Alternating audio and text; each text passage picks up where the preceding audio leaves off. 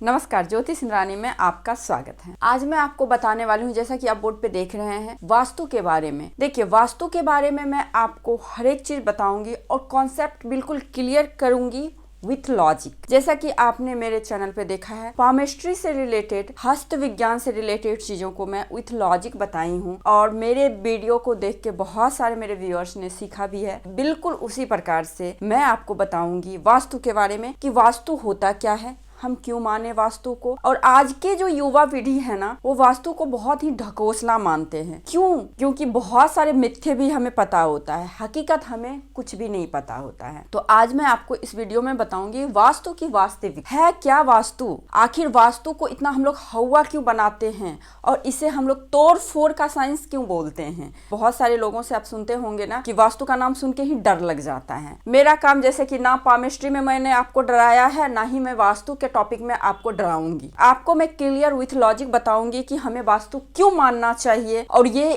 बिल्कुल 100 क्या 1000% साइंस है। तो चलिए हम लोग शुरू करते हैं। सबसे पहले हम जानते हैं, देखिए वास्तु होता क्या है। मेरे से आप सीख भी सकते हैं और आप अपने घर पे, अपने भूमि पे, अपने कार्यालय में, जहां भी आप काम करते हैं उसको वहां पे अप्लाई भी कर सकते। तो देखिए वास्तु शब्द की उत्पत्ति वत्स धातु से हुआ है, जो कि संस्कृत का शब्द होता है, जिसका मतलब होता है निवास करना। किसी भूमि पे अगर हम निवास करते हैं तो वही हमारा वास्तु होता है। वास्तु वस्त धातु से निकला हुआ है और हम अपने एक व्यवस्थित जीवन जीने की कला को ही हम लोग वास्तु कहते हैं। एक नियम से एक व्यवस्थित जीवन जीने की कला को ही हम लोग वास्तु कहते हैं। बस इतना ही है वास्तु, और इससे ज्यादा कुछ भी वास्तु नहीं है। जिस प्रकार से जो व्यक्ति जहां रहता है, एक चिड़िया भी अपना घोंसला बना के रहता है, तो वो भी हमसे आपसे ज्यादा वो प्रकृति को देखते हुए, प्रकृति से जुड़ के अपना घोंसला बनाता है, तभी वो वहां पे रह पाता है। तो उसी प्रकार से जितने भी मानव हैं, अगर हम प्रकृति के नियम को अपना के अपने बसने की जगह, अपने निवास स्थान बनाए, तो हमारा पूर्णतः विकास होगा। आर्थिक रूप से भी हमारा विकास होगा, मानसिक रूप से भी हमारा विकास होगा और शारीरिक रूप से भी हमारा विकास होगा। यानी कि ओवरऑल डेवलपमेंट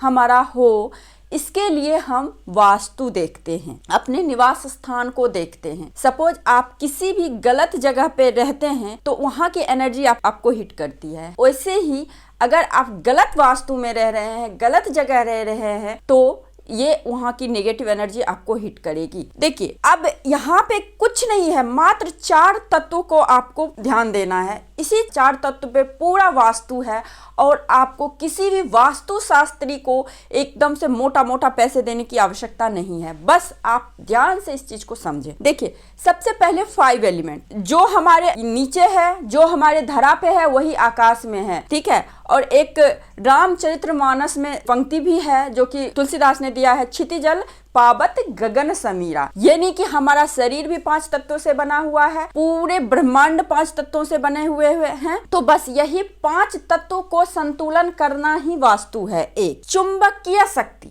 जिसको कि हम लोग नॉर्थ पोल और साउथ पोल बोलते हैं, इसको बैलेंस करना वास्तु है। उसके बाद क्या है? सौर ऊर्जा, जो कि प्रकृति शक्ति है। सौर ऊर्जा बहुत ही महत्वपूर्ण होता है, तो इसको बैलेंस करना वास्तु है। गुरुत्वाकर्षण बल, ये 4 तत्वों को आप अगर ध्यान दे के कहीं भी कोई मकान भवन का निर्माण करते हैं, बस इन 4 तत्व को आपको ध्यान में रखना है, इस 4 पॉइंट को ध्यान में रखना है, बस आपका परफेक्ट वास्तु है। इसको हम लोग ध्रुवीय विज्ञान भी बोलते हैं, जो कि बहुत ही महत्वपूर्ण है और लॉजिकल है और बिल्कुल एकदम से कह सकते हैं कि प्योर है। इसमें कोई लोचा नहीं है, इसमें कोई दिक्कत नहीं है। आपको अगर वास्तु पे विश्वास है तो आप अंधविश्वासी हैं, ऐसा कुछ भी नहीं है। तो आपको बस 4 चीजों को ध्यान देना है। आपको अपने 5 एलिमेंट को बैलेंस करना है, गुरुत्वाकर्षण शक्ति को ध्यान में रखना है, चुंबकीय शक्ति को ध्यान में रखना है और सौर ऊर्जा, है ना। इन सारी चीजों का व्यवस्था आपने सही से कर लिया तो 100% आपका वास्तु सही रहेगा। अब देखिए, और कभी कभी क्या होता है ना,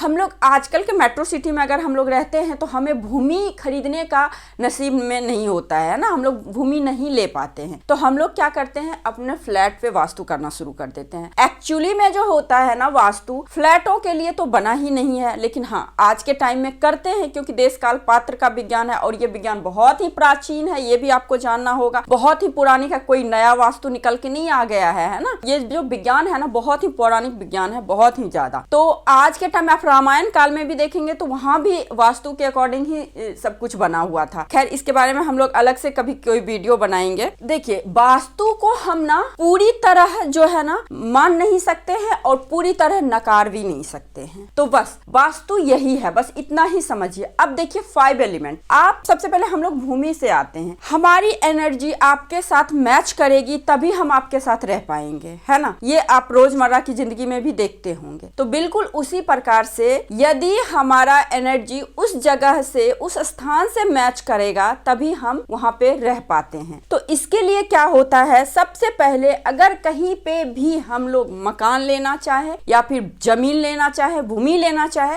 तो सबसे पहले हम लोग काकनी विचार करते हैं कि हमारे नाम का एनर्जी वहां के नाम के यानी कि हमारे एनर्जी उस जगह की एनर्जी में मैच कर रहा हो कि नहीं। तो ये भी मैं आपको बताऊंगी कि काकनी विचार हम लोग किस प्रकार से करते हैं। उसके बाद फिर नराकृति विचार करते हैं। उसके बाद फिर हम लोग भूमि का सर्वेक्षण करते हैं कि किस प्रकार का भूमि है। उसके भी बहुत सारे नियम हैं, तो मैं नियम भी बताऊंगी आपको कि आपने जो जमीन लिया है उस पे आपने जो घर बनाया है या फिर घर बनाने के बारे में सोच रहे हैं तो वो जमीन आपके लिए फेवरेबल है कि नहीं, इसके लिए भी हम लोग भूमि का परीक्षण करते हैं। उसके बाद सबसे बड़ा चीज जो सबसे इंपॉर्टेंट पॉइंट जो मैं आपको बताती हूँ, दिक् साधन होता है, दिशा साधन होता है, वो भी हम करते हैं। उसके बाद भूमि की आकृति देखते हैं, किस पर्पज से जमीन ले रहे हैं, किस पर्पज से भूमि ले रहे हैं, किस पर्पज से आप मकान बना रहे हैं। तो सबसे पहले तो क्लियरिटी होना चाहिए कि पर्पस क्या है आपका। तो मान लीजिए अगर आप बिजनेस के पर्पज से कोई जमीन लिया है ना, वहां पे आप कोई शोरूम खोलना चाहते हैं, ऑफिस कार्यालय खोलना चाहते हैं,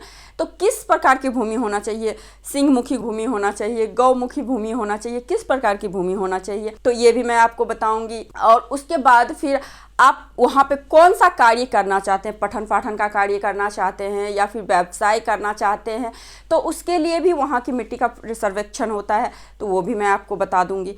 उसके बाद ये जो है ना, ये नॉर्थ डायरेक्शन में आप ईशान कोण में पूजा रूम बनाए, चाहे आप किचन बनाए साउथ ईस्ट में, तो ये सब तो बहुत बाद की चीज़ है, बहुत बाद की चीज़ है, ठीक है। सबसे पहले तो आपको क्या ध्यान देना है कि हमारा काकनी वहाँ मैच कर रहा है कि नहीं। काकनी जो कि हम लोग वर्ग से निकालते हैं, वो भी मैं आपको बताऊंगी नेक्स्ट वीडियो में। बस आज मैं आपको इंट्रो दे रही हूँ कि वास्तु हमें क्यों देखना चाहिए, वास्तु हमें क्यों मानना चाहिए।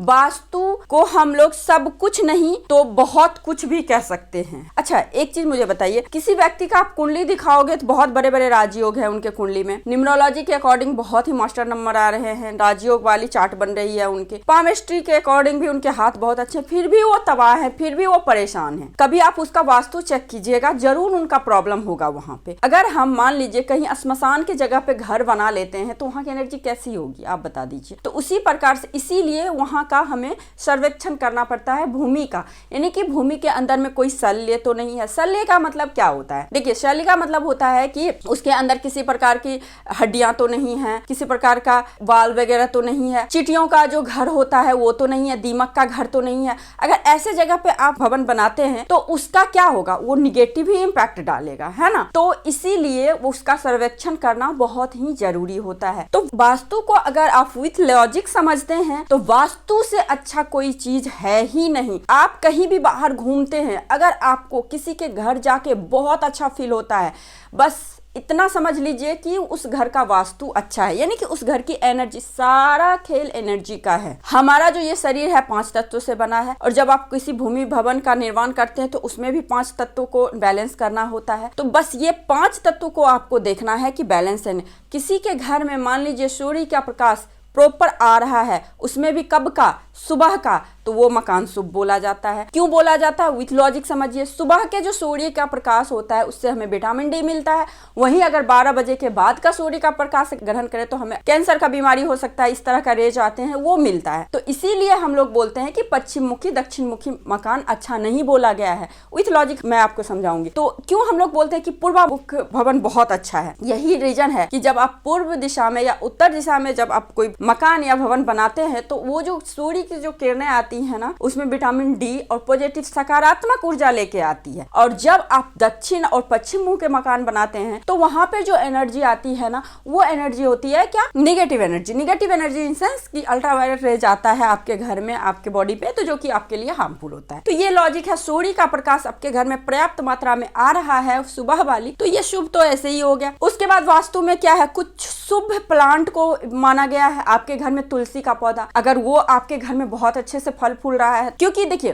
तुलसी का पौधा क्या होता है, तुलसी का पौधा हमेशा हमें उससे पॉजिटिविटी आती है। तो आप पौधे से भी अपने वास्तु घर का चेक कर सकते हैं। ये तो बना बनाया मकान के बारे में मैं आपको बोली कि इस प्रकार से आप चेक कर सकते हैं। लेकिन भूमि जब आप लेते हैं तो भूमि के लिए आपको अपने काकनी विचार और सारे विचार करना होता है, फिर आप एक भूमि को ले सकते हैं। कई बार क्या होता है ना, हमें बहुत सस्ते में कोई भूमि मिलता है, ठीक है, और वो भूमि लेने के बाद जो है ना, हमारी जो दशा होती है ना, फिर तो हम बस एस्ट्रोलॉजर के पास में घूमते रह जाते हैं, हवन पूजा करवाते रह जाते हैं, कोई रिलीफ नहीं मिलती है। क्यों? क्योंकि आपकी एनर्जी उस बैड जगह से रिलेट कर लिया है। तो आप कभी कभी किसी लोगों को बोलते हुए सुनते होंगे ना कि मैंने जब वो मकान लिया, वो भूमि लिया, तब से मेरी बर्बादी शुरू हो गई है, या फिर मैंने जब वो भूमि लिया, जब वो मकान लिया, तब से मेरी बहुत ही ज्यादा तरक्की हो रही है। यही तो वास्तु है। जाने अनजाने में हम अगर अच्छा वास्तु में चले जाते हैं तो बस बल्ले बल्ले, नहीं तो फिर गर्त में हम लोग मिल जाते हैं। तो बस यही है वास्तु। और वास्तु ऐसा नहीं कि अगर बन गया तो उसको तोड़ दो, वो फोड़ दो तो वास्तु सही हो जाता है, या फिर आप किसी तरह का उस पर रेमेडीज कर देते हैं, जो कि आजकल मार्केट में बहुत ज़्यादा चल रहा है, पीला पट्टी नीला पट्टी लगा दो तो हो जाएगा। नहीं, आप अगर बारिश हो रही है तो छतरी लेके चलेंगे, बारिश तो नहीं रोक सकते हैं ना, थोड़ा बचाव हो सकता है ना, एक पॉजिटिविटी आता है कि अरे हम तो बचे हुए, लेकिन फिर भी हम भींग रहे होते हैं। तो यही होता है कि अगर वास्तु की आप रेमेडीज करते हैं, रेमेडीज करने से पहले आप एक काम कर सकते हैं, घर में कुछ प्लांट के थ्रू है ना अपनी चीजों को ठीक कर सकते हैं। अगर निगेटिव वास्तु में आप हैं तो पूजन के थ्रू कर सकते हैं, क्योंकि पूजन जब आप करते हैं, हवन यज्ञ हवन करते हैं, उससे जो आप एक धुआं निकलता है तो वो भी पॉजिटिविटी वाला रहता है जी, क्योंकि हवन सामग्री पता ही है क्या क्या होता है आप लोगों को। तो इस तरह से वास्तु को हम लोग मैनेज कर सकते हैं। लेकिन आप ये नहीं कह सकते हैं, डराना नहीं है कि अरे वास्तु शास्त्री को हमने बुलाया, उन्होंने तोड़फोड़ बता दिया। इस डर से तो बहुत लोग बुलाते भी नहीं है कि इस तरह से निगेटिविटी दिमाग में आ जाएगा। लेकिन मेरी एक सलाह है कि आप एक बार चेक जरूर करवाएं। अगर कोई मकान ले रहे हैं, कोई भूमि ले रहे हैं, तो एक बार जरूर अपना एनर्जी उसमें देखें कि हमारा एनर्जी उसमें मैच कर रहा है कि नहीं कर रहा है। क्योंकि जब हम ऐसे भी निगेटिव एनर्जी में जाएंगे तो जितना आप वास्तु शास्त्री को बुला के पैसे दे रहे हैं, उससे कई गुना पैसे आपको ऐसे ही परेशानी हो जाएगी। तो इसीलिए वास्तु को देखना दिखाना बहुत ही जरूरी है। और वास्तु एक लॉजिकल साइंस है, एक वैज्ञानिक है, जो कि बहुत पौराणिक है, और इसे बिना लॉजिक का हम लोग बोल ही नहीं सकते हैं। एकदम इसमें लॉजिक है। किसी भी प्रकार के वास्तु पॉजिटिव जो सही में वास्तु कर रहे हैं, अगर उसको नहीं मानते हैं तो आप किसी भी चीज को, प्रकृति को भी नहीं मानते हैं, फिर आप 5 तत्व 5 एलिमेंट को भी नहीं मानते हैं। अब देखिए प्रॉब्लम क्या हो सकता है अगर आप गलत वास्तु में, मैं बताऊंगी आपको, हर चीज बताऊंगी किस तरह से भूमि का परीक्षण, आप जस्ट लाइक आप मेरा क्लास ले रहे हैं, एकदम स्टार्टिंग से मैं बताऊंगी कि आप कहां से वास्तु शुरू कर सकते हैं और कहां से वास्तु को आप देख सकते हैं। लेकिन प्रॉब्लम क्या आ सकता है मैं इतना बता देती हूँ। देखिए अगर आप गलत वास्तु में गए हैं, गलत वास्तु में रह रहे हैं, तो आपको बीमारियों का बंबार लग जाएगा, ठीक है। उसके बाद व्यापार आपका रुक जाएगा। अगर व्यापार रुक रहा है तो आप अपने घर के इंटरनल एनर्जी, भूमिगत एनर्जी, जिसको कि हम लोग बोलते हैं जियोपैथिक एनर्जी, है ना, तो भूमिगत ऊर्जाओं को क्लीन करना बहुत ही जरूरी होता है। तो इसके भी विधि होते हैं, तो इस थ्रू भी आप अपने घर के नकारात्मक शक्ति को खत्म कर सकते हैं। बस यही होता है, ठीक है। मैं आपको हर एक चीज एकदम से विथ लॉजिक बाय टॉपिक बताऊंगी, जैसे मैंने पामिस्ट्री में आपको बताया, मैं खुद आप वास्तु के बारे में आपको बताती हूँ। तो नेक्स्ट वीडियो में फिर मिलते हैं, तब तक बस इंट्रो समझिए कि वास्तु हमें क्यों देखनी चाहिए। वास्तु एक स्वस्थ रूप से जीवन यापन करने की कला है, एक व्यवस्थित जीवन जीने की कला को ही हम लोग वास्तु बोलते हैं, और नथिंग, वास्तु कुछ भी नहीं है। बस आप 5 एलिमेंट को बैलेंस कीजिए, सौर ऊर्जा को अपने घर में लाइए, नॉर्थ पोल साउथ पोल को बैलेंस कीजिए, इसके भी लॉजिक हैं। देखिए ना, हर एक पॉइंट में लॉजिक है। उसके बाद गुरुत्वाकर्षण बल, जो कि हम लोग ग्रेविटेशनल फोर्स बोलते हैं, उसको आप बैलेंस कीजिए। बस इतना ही तो है वास्तु। बस इसी पे हम लॉजिक लगा के काम करेंगे, हमारा वास्तु अच्छा हो जाएगा। तो चलिए मैं आपको टिप दे देती हूँ आज का। अगर आपको लग रहा है कि घर में बहुत निगेटिविटी आ रही है, घर में कलह चल रहा है, शांति नहीं है, तो आप कुछ ना करें, घी का दीपक जलाएं, उसके ऊपर एक प्लेट रखें, उस पर कपूर डाल दें, ठीक है। और नित्य सुबह शाम कपूर और लौंग जलाएं, इससे भी आपके घर में सकारात्मक ऊर्जा प्रवेश करता है। तुलसी का पौधा जरूर लगाएं, गंगा जल का टाइम टू टाइम छिड़काव करते रहें। तो इससे क्या होगा ना, आपके घर की निगेटिव वास्तु जो है, निगेटिविटी है, वो दूर होती चली जाएगी। तो आई होप आप लोगों को समझ में आया होगा, आप लोगों को अच्छा लगा होगा वीडियो। नेक्स्ट वीडियो में मैं शुरुआत से बताऊंगी कि किस प्रकार से एकदम से प्रारंभिक स्तर पे आप वास्तु करके किसी भी जमीन को खरीद सकते हैं, किस एरिया में आप रह सकते हैं। मान लीजिए आप मेट्रो सिटी में रह रहे हैं, जमीन नहीं खरीद रहे हैं, फ्लैट खरीद रहे हैं, तो किस जगह पे आपको फ्लैट खरीदना चाहिए, एनर्जी मैच कर रहा है या नहीं कर रहा है, हर एक चीज एकदम क्लियर कट आपको मैं बताने वाली हूँ, ठीक है। तो बस मेरे वीडियो पे बने रहे, लाइक करिए, शेयर कीजिए, सब्सक्राइब कीजिए। आज के लिए बस इतना ही। नमस्कार।